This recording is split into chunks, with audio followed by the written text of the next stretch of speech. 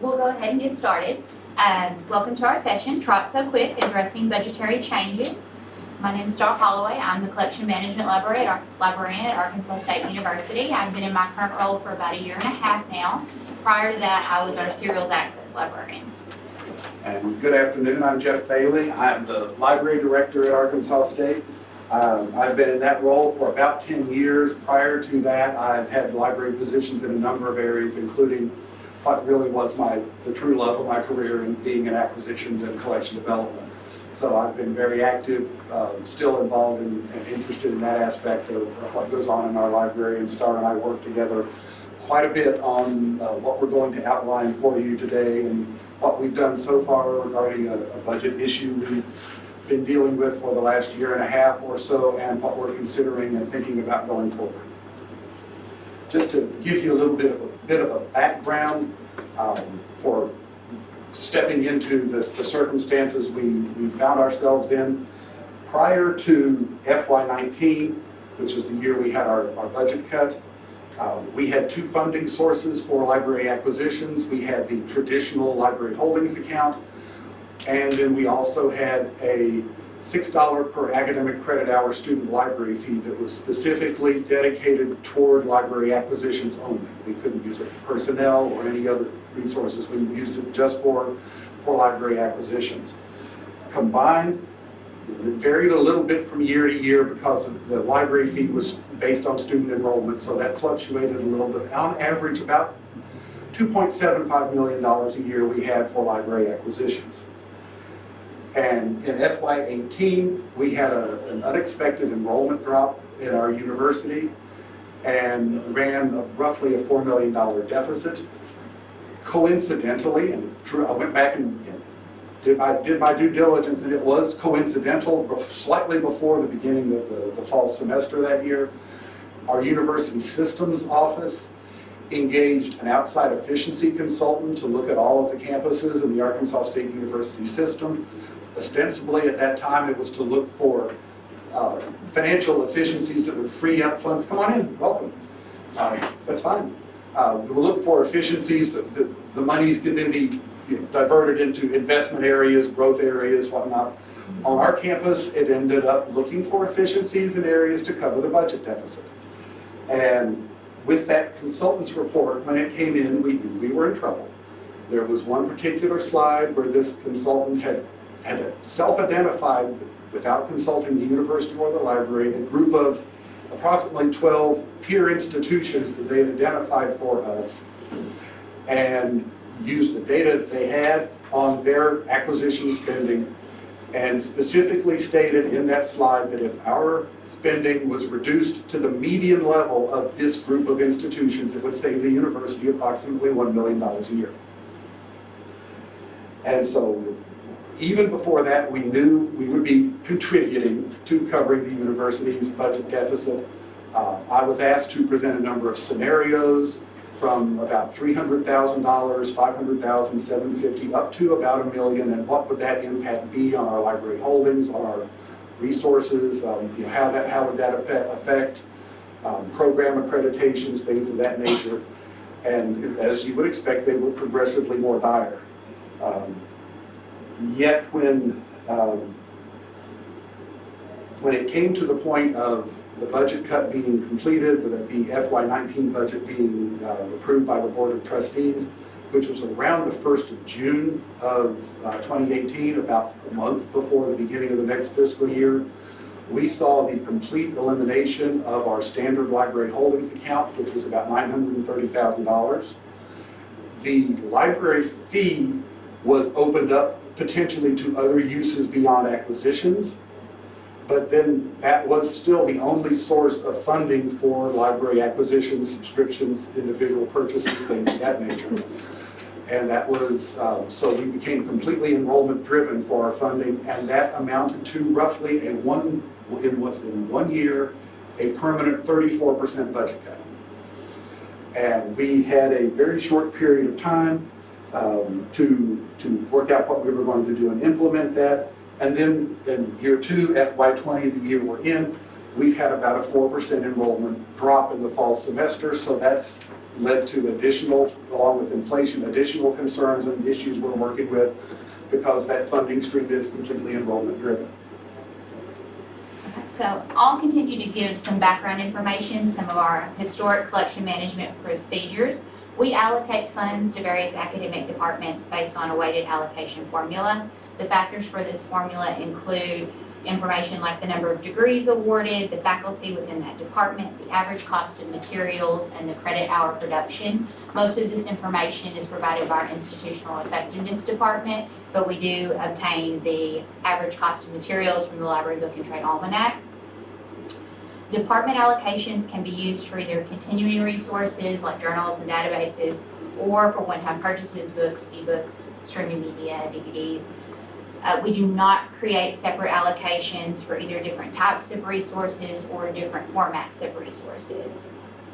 What resources that are paid for from a department's library allocation are primarily up to the faculty within that area. We communicate with them directly concerning that. The library does retain the right to choose the format and the platform that is chosen for these items. So if a print resource is requested, we do retain the right to choose an E if that is preferable. So now we'll start discussing some of our calculations. As Jeff mentioned, the changes in FY19 resulted in an approximately 33.5% permanent reduction in our holdings budget. At that point, we were projected overspend based solely on our continuing resource commitments, our databases, and journal subscriptions. So relatively quickly, we needed to develop some goals and some strategies for meeting those goals. Our first goal there is we wanted to reduce our collection development expenditures to match changing budgets while maintaining sufficient resources to support all our university degree programs. We also wanted to reduce the funds retained by the library to a greater extent than those allocated to the academic departments. Out of all the funds provided to the library for academic holdings, the library retains some, and the majority is allocated to these departments. Prior to FY19, 62% of all funds were allocated to the departments, while 38% were retained by the library. We use those funds to provide for our catalog maintenance, hosting fees, broad interdisciplinary resources, things of that nature. Also to filling gaps in the collection that might not have been completed by the faculty request. We were able to meet that goal for that year. Most of the allocations for the departments were reduced by an average of 32.5%. And our third goal there was we wanted to conduct meetings with departmental deans and chairs. Early within the semester, we wanted to discuss the changes with the library funding, also get their feedback concerning which resources to retain, set up deadlines, that kind of thing. Our fourth goal was to end 2 big deal subscription packages with our journal publishers. We wanted to break these apart and replace them with targeted individual journals, our ILL services, and a new document delivery service that we were starting up. And as I alluded earlier, we were under quite a time crunch to get this plan put together and launched. We had roughly 3 months to create and implement the FY19 budget plan from the time that we learned what our FY19 budget was going to be and that it was decreased by as much as it was. And there were a number of things we needed to do in that time frame.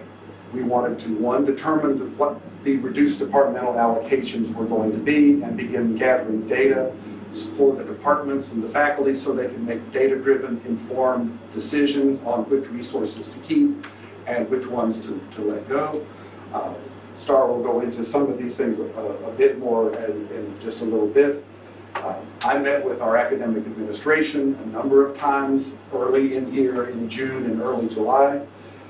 Explained the methodology, gave them a little bit of an education on exactly what this process involves within the library. They were not as aware as they thought they were. Outline a plan of action and a timeline, and with a little bit of input from them, they approved very nearly exactly what we had proposed to do. And the great thing about this that made it a little less difficult to implement was that we enjoyed the full backing and support of our provost office. So when a couple of occasions where push came to shove, where faculty wanted to do certain things another way or didn't want to meet a certain deadline, we had the backing of the provost to go ahead and stick with that deadline that we had set. If the department didn't choose to participate and make a decision by that time, we made a decision. So that helped us a lot. We also needed to meet with the faculty and then gather data and conduct what we call resource reviews for each individual journal subscription, for databases, for journal packages, looking at things like cost per use, overlapping content within databases, continued relevance to our collections. We had to conduct all that and get that data and information ready to give to the departments in time for them to make those decisions on journal subscriptions to drop so that we could finalize those subscription renewals by mid-October.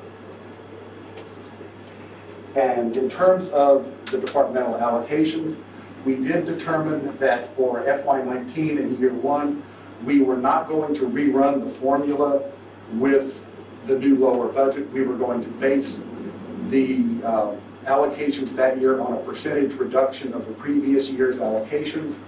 After some of the consultation with the provost's office and talking to a few faculty, we pretty quickly determined that would be a much simpler approach to explain to the faculty and the chairs and the deans for what the changes were in their allocations.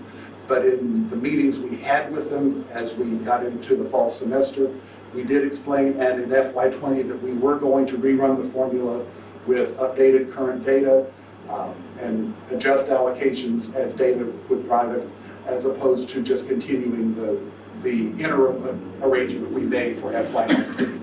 Again, the average reduction was 32.5%. We did make some sliding scale adjustments.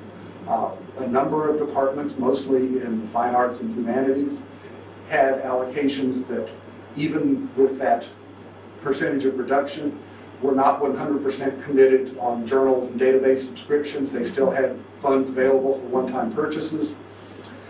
We made the decision and had that provost backing.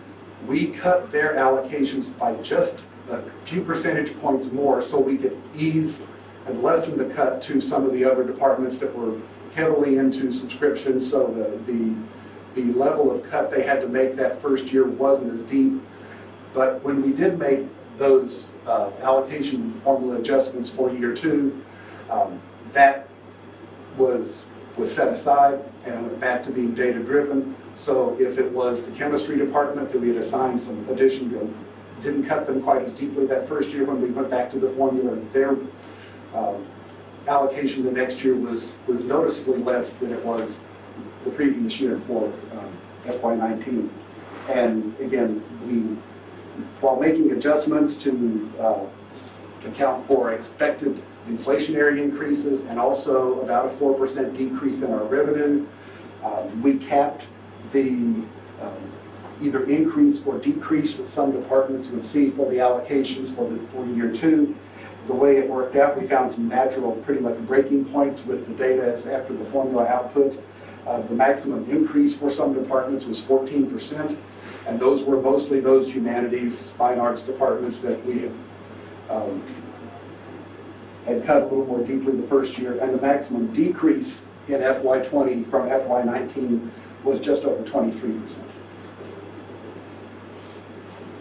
So, as the slide says, Forewarned is forearmed. We met with the Dean's Council on Monday, August 27th to outline the changes in the library budget, to outline our plans, and to discuss deadlines. After that point, we scheduled meetings with the chairs and library liaisons within the subject areas. The first 3 weeks of September, we conducted roughly 18 meetings. During these meetings, we explained background information, presented data, established deadlines, and mentioned when the changes would go into effect, so that even though you're discontinuing your journal subscription now, the effect will go into January 1, and we'll let you know concerning the post-cancellation access for those titles. Here's some of the data that was gathered and provided to the department. I obtained the most recent prices the usage data for 3.5 years, journal package breakdown, so what journals were included within the package, the pricing for those individual journals, and usage stats for individual titles within the package. I made recommendations based primarily on cost per use calculations. We established our deadline, and then with the backing of the provost, like Jeff said, we included the statement below, which I felt was particularly important. The library will move forward with recommended changes after the deadline if we have not received alternative instructions. Most of the faculty during this process were very active and very communicative, but some were non-participatory. So at that deadline point, I sent a notification saying that these were the changes recommended and we would be moving forward with those. So here's an example of an Excel document provided to one of our departments on campus. I've broken down resources within their subject area provided for by their library allocation by type of resource, databases, and journals, and then within the type of resource by format, so electronic journals versus print journals. Over on the far left side is the name of the resource, then the vendor we obtained the resource through, the most recent pricing I could obtain. The format is listed there, and then a notes field. In this notes field, I like to include the subscription dates, the date the resource was added, if it was within the past 4 fiscal years, and then a little information about what statistics are included in their usage data. Some of the databases, the usage are full text article retrievals, but some databases usage are search stats or number of record views, so I wanted to include that for the faculty's information. For journals in the notes field, I included information on if that journal was available in any of our databases, and if so, if there was an embargo on current content. For print items, print journals are listed here, but also for print standing orders, I tried to find out if there was an electronic version, and if so, what the price difference between the two versions was. Then listed the usage data, as I mentioned, and over to the far right, our cost per use calculations, including information on how that number was calculated. And at the very bottom of the screen, you'll see their total allocation, the total expected expenditures, and then the difference between the two. So if there was a positive balance at the bottom, those remaining funds could be spent on either one-time purchases or requesting new subscriptions for the following year. If it was a negative balance, then that reflected that some of these items needed to be discontinued. At the very top, I've made a note that titles in yellow were recommended for non-renewal based on cost calculations, just to make them stand out a little more.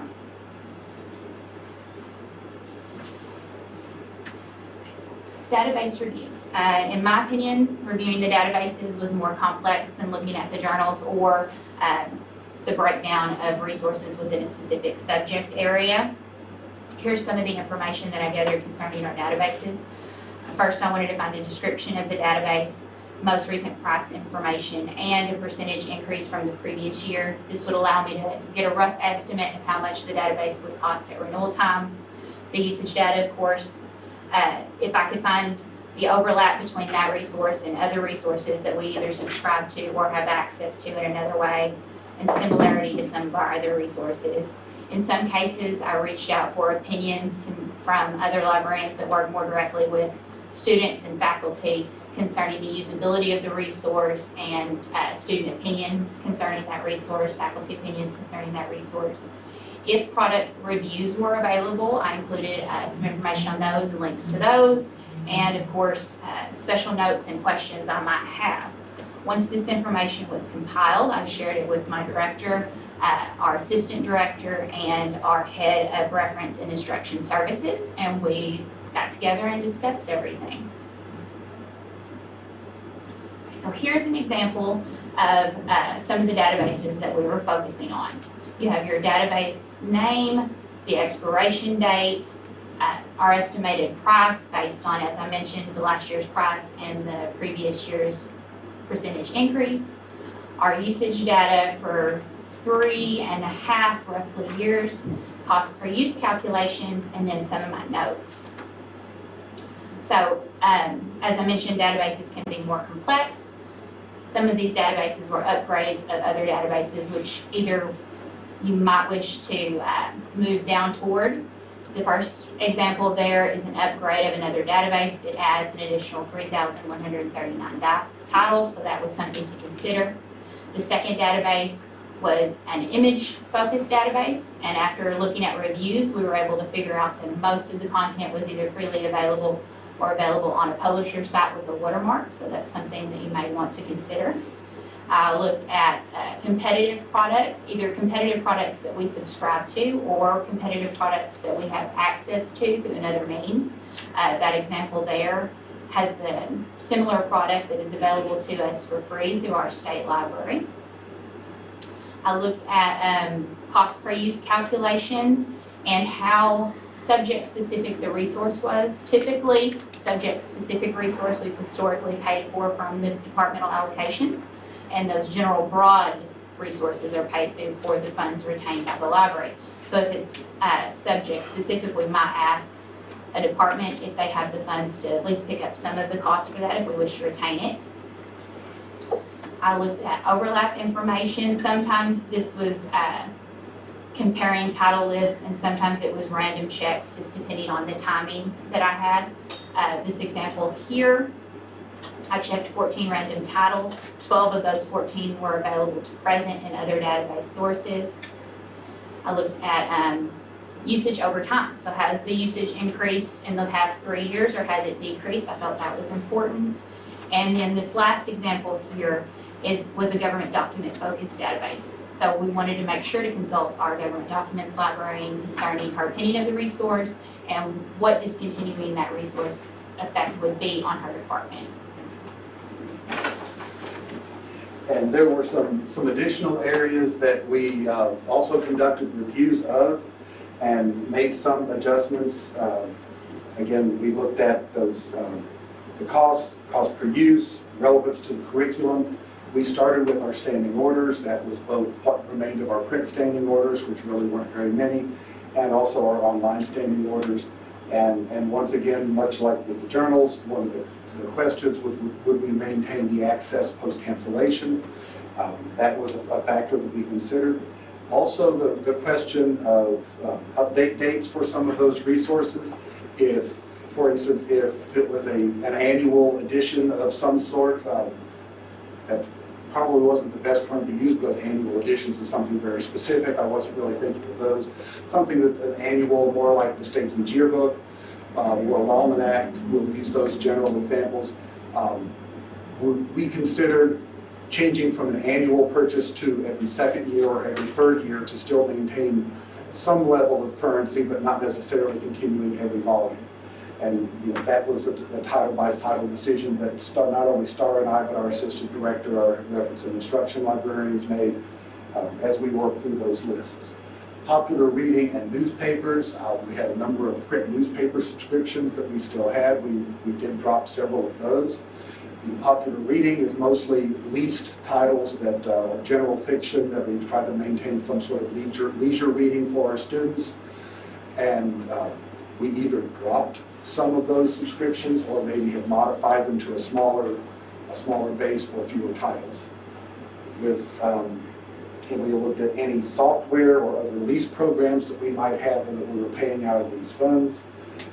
We don't have very many approval plans ourselves. We know a lot of libraries do. We listed that here because this is the area where that would have been considered, whether the scope and whether to continue an approval plan if you're the amount of money you had available for discretionary purchases was dropped to, campus-wide, it was dropped down to maybe 1.5% of our total funding. So the viability of continuing an approval plan. We also, and Star alluded to this earlier, made a number of proactive changes relating to interlibrary loan and document delivery.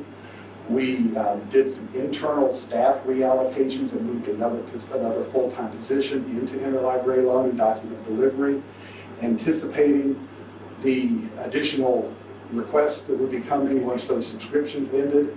Interestingly enough, that was another educational moment for some of our academic administrators. I had to explain to them more than once why cutting our journal subscriptions and dropping some database subscriptions would result in increased interlibrary loan and increased costs for interlibrary loan.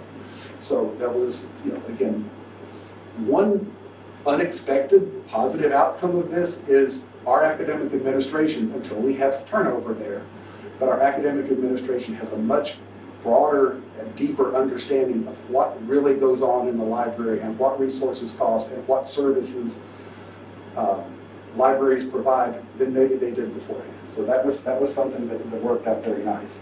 Also, we looked at our consortia dues. We had already had memberships in any number of consortia. Some were major, like Amigos, Lyrasis. We had some smaller consortia or consortia that we received some limited benefit from.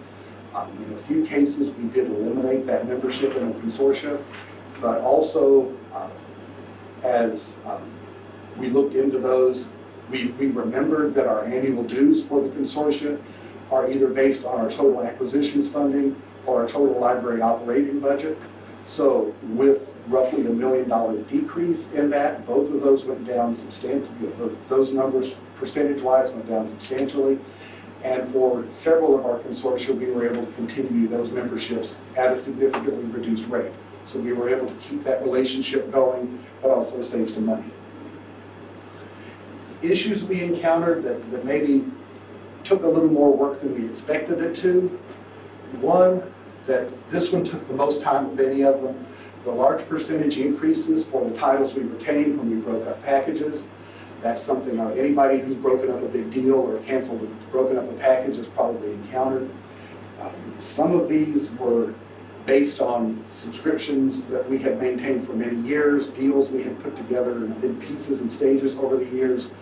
And in some cases, we saw prices revert back to list price where they've been based on a lower price because of the arrangement we had. With other publishers, if they had access fees or service fees, the percentage that was charged in those fees sometimes went up by as much as 100% because we were decreasing our total spend with them. And what else have I missed there? We did have one vendor that was a journal package vendor that when they heard from us what our circumstances were, they on their own decreased the cost of that package. So we were able to continue with them, continue our relationship with them and continue receiving the content. And mostly for databases, we also had some other vendors who decreased pricing when they learned of our circumstances. Not just that we moved into a lower budget tier, but also that we were hurting. And there was, we had a lot of decisions, a lot of resources that we loved that were used on campus, that were relied upon on campus, and just financially we had to drop them to make the budget meet. So we had a variety of responses. Some just said, that's all I can do. If you have to drop us, drop us. Others really worked well with us. So that was a very time-consuming process. But one that was very rewarding in the cases where we had some friendships that deepened with some of our vendors that we worked with when they worked with us. Again, tracking post-cancellation access. Most of that is spelled out somewhere in your licenses. The issue that we had explaining a little bit more with our faculty meetings, when it came to those big deals that were being broken up, the individual titles that were part of that subscription base, we had post-cancellation access if we dropped those titles, but any titles that were in the add-on package for the remainder of the titles within that publisher's array of resources, almost in all circumstances we lost that access post-cancellation. So even though the faculty and the students couldn't tell whether it was an individual subscription or access, that varied whether it was this publisher or that publisher. It was just the type of subscription those were. We did spend a lot of time keeping everyone up to date, both internally and externally.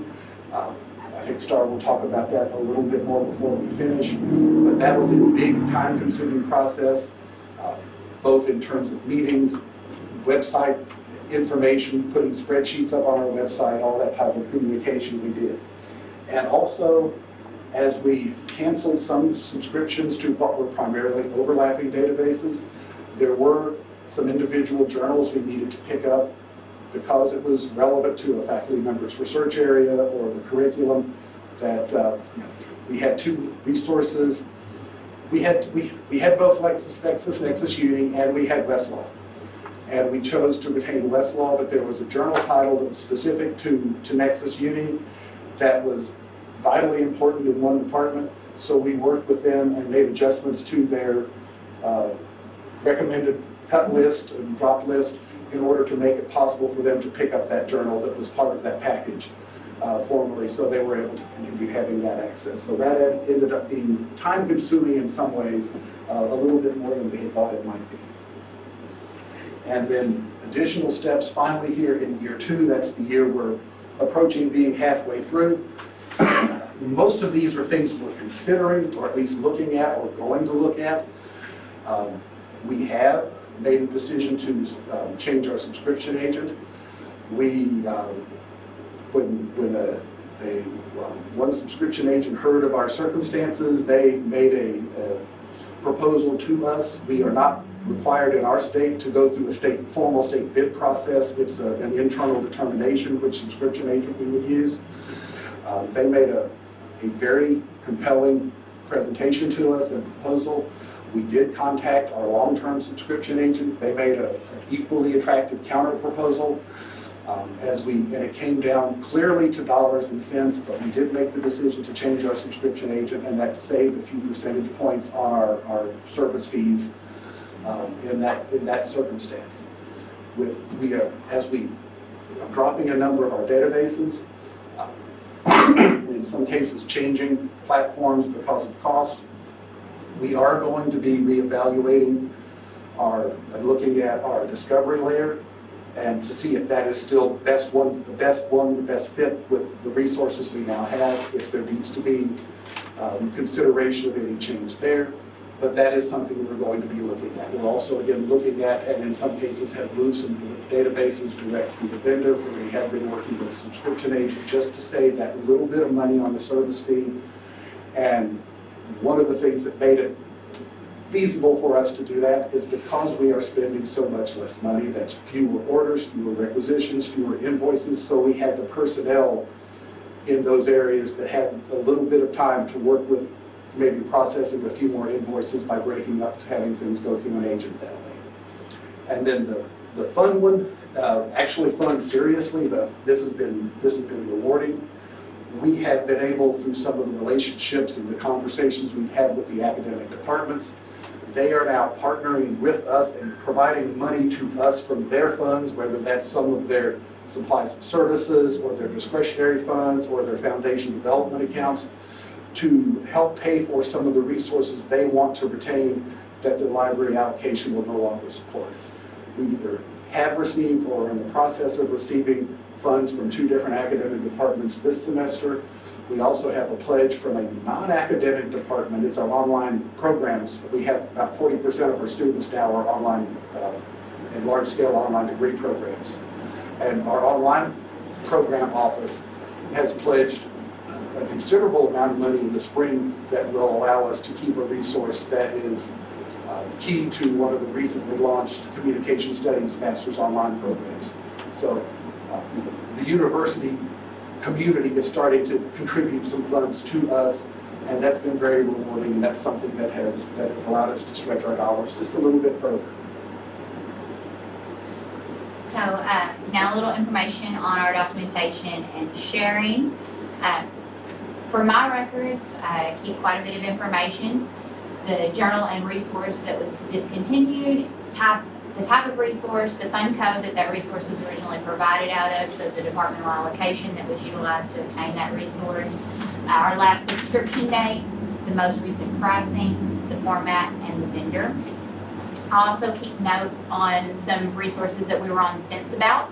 That way, so next year I can be sure to re-review that resource. There's also an actions list attached. So is the resource on our database list? If so, then I need to report that to our web services librarian. She's responsible for adding and removing those databases from our database list. If the resource is on our publications list, I need to look and see, do we retain post-cancellation access? And if so, I need to include the dates, because when the time comes, I'll need to change the dates on our publications list and make sure that we do retain that access. Most of the time it is automatic, but sometimes you do need to contact the publisher. We had one resource that I thought was interesting. We did retain post-cancellation access, but it was through Portico. So you needed to reach out to them directly, fill out some documentation. That was a little bit of a time-consuming process, but not difficult to do. So that's part of the notes field there. You never know what you're going to come across, and you might trust yourself to remember things from week to week, but that's not always the case, honestly. For communications, I would email notifications when a resource was discontinued.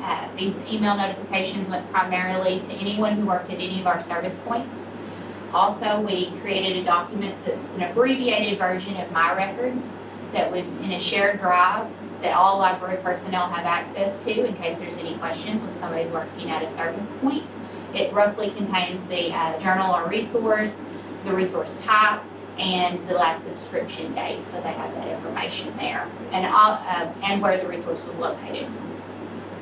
Our library director had the pleasure of presenting at Faculty Senate to discuss a little bit of information about the budgetary changes, our approach, faculty communications, answer any questions that they might have had.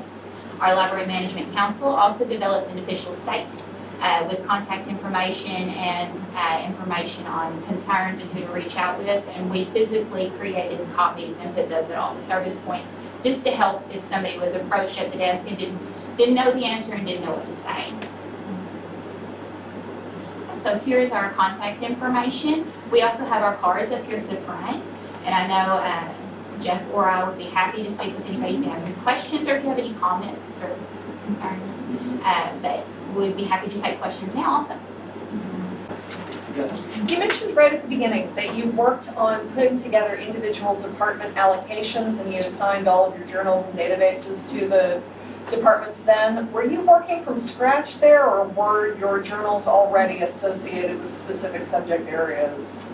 They were already associated with specific subject areas. Okay. We've had that allocation process in place for 15 to 20 years, and those journals were already categorized within those department areas.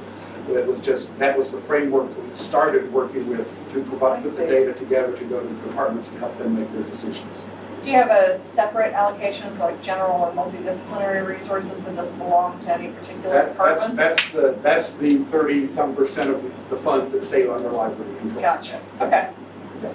And so those are the ones that Star, myself, our assistant director, our reference and instruction librarians worked on those to make those decisions about those resources. Thank you. Such substantive. First of all, my heart goes out to you. I'm not going to be able to complain when I go back home. It's my budget.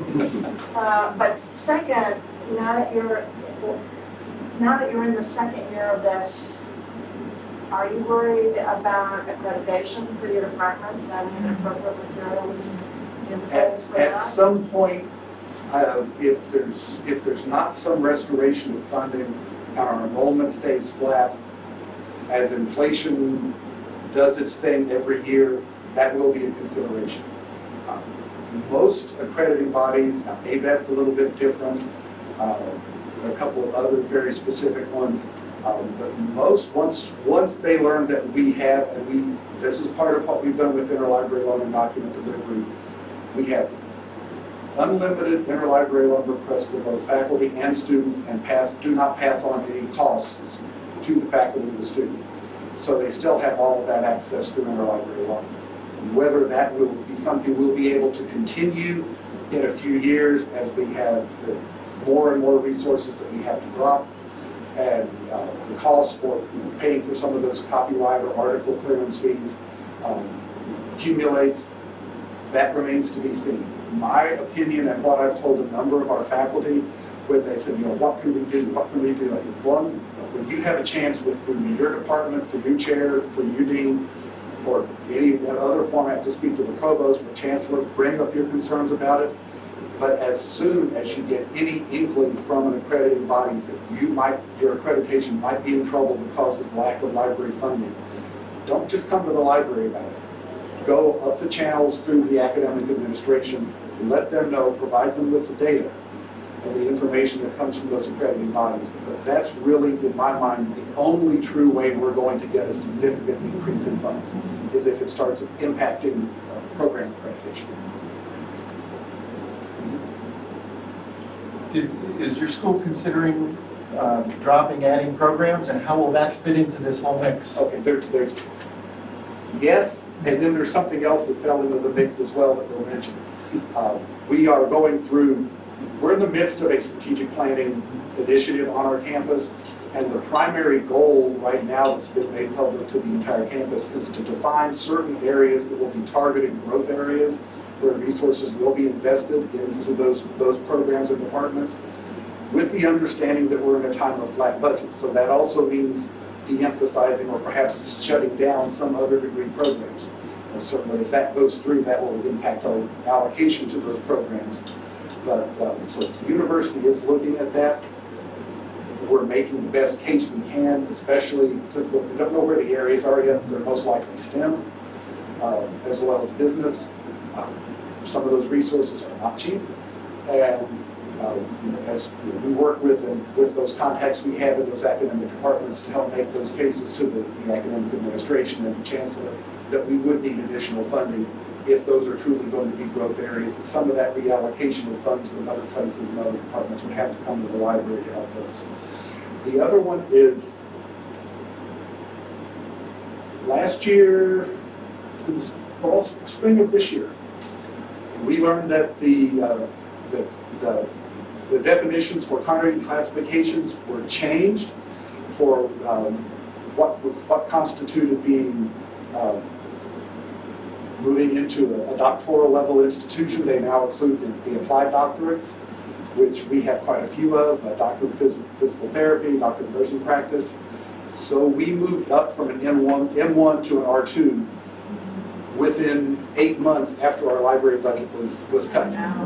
So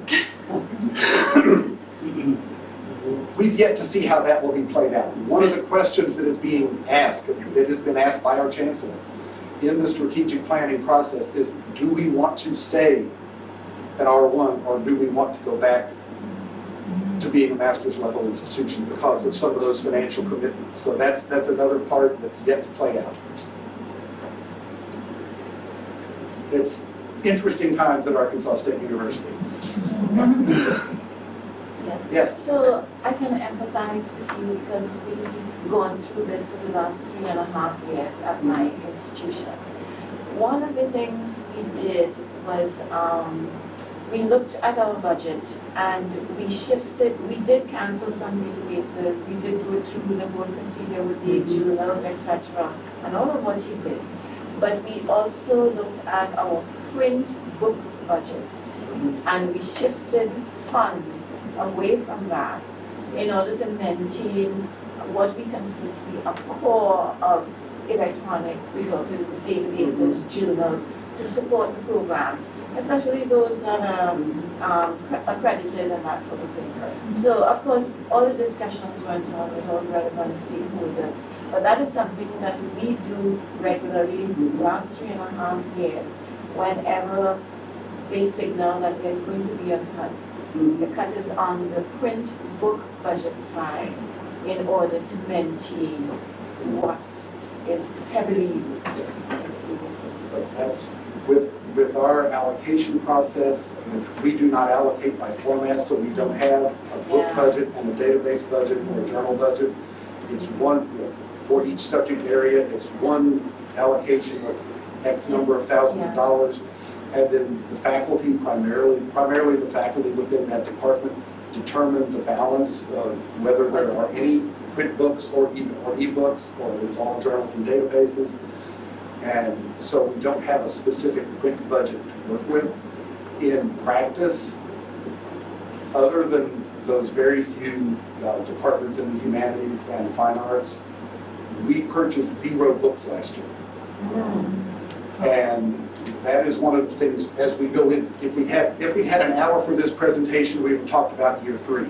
And one of the things that would have been prime in year 3 is that we have to carve out funds for book type purchases, whether it's print books or e-books. We have been pretty healthfully purchasing both print and e-books up to the point where our budget was cut.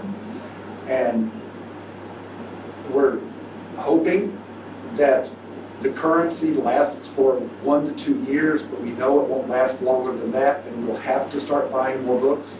So again, without some change in our funding, we're going to have to continue to decrease our journal and database expenditures in year 3 in order to have some money to repopulate the book collections.